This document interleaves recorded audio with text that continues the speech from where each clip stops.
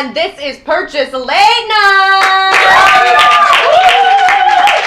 Culture Shock is coming up quick, folks. This weekend, everyone at Purchase will flock to the admissions parking lot to hear some artists that I wish I was cool enough to know. There will also be food, rides, and at least one girl in a flower crown throwing up behind the whale sculpture. We at Purchase Late Night encourage you to have the funnest culture shock ever and to remember to be safe as you drink and smoke yourself into oblivion. In the news, today, South Korea hit the pause button. South Korean President Moon Jae-in had the country's giant speakers, which blare K-pop and propaganda into North Korea, turned off in anticipation of his upcoming meeting with Kim Jong-un. As soon as the speakers were turned off, though, Kim Jong-un seized the opportunity to retaliate and blasted his own favorite album into South Korea, Taylor Swift's Reputation. It just seems like it would be, right? The pausing of the K-pop comes on the heels of Kim Jong-un's announcement that North Korea will be closing its nuclear test site. However, this promise is about as empty as the one that the new media building will be open and finished by next semester. Trusting that Kim Jong-un is to actually follow through on this is about as safe as trusting Dennis Rodman to be an American diplomat. It is unlikely for this to go well. In Washington, Secretary of State nominee Mike Pompeo is on track to being confirmed as Kentucky Senator, and literal human punching bag Rand Paul announced today that he will in fact vote for the CIA director. Senator Paul originally said that he wouldn't vote to confirm Pompeo due to his support of the Iraq War, but after a meeting with the nominee, the conservative senator realized that he didn't want to disappoint Donald.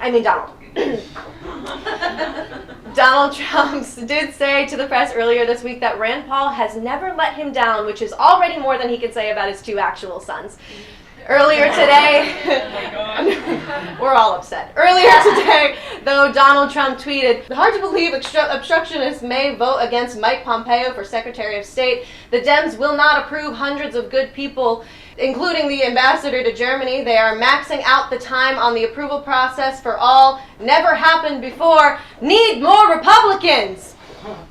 Donald Trump uses the phrase "need more Republicans" with the same tenacity of someone yelling like, "Let's go get ice cream," or "Russian collusion."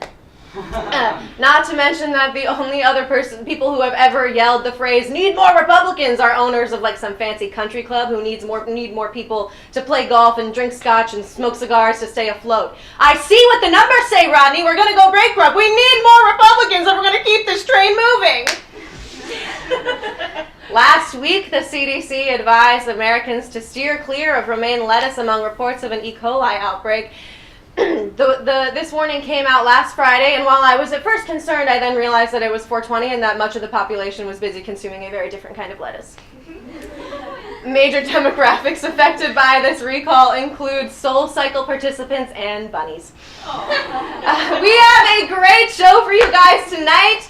Rachel Floss will be coming on to talk about MSAF Fest. Bobby Woody will be here to talk about all things culture shock. Jonathan Bobrin will be our featured comic this evening. And Boy Jr. will play us out. Thanks for coming out, everybody. Thanks for coming out, everybody. I'm going to sit down because I already started drinking for culture shock. We'll be right back.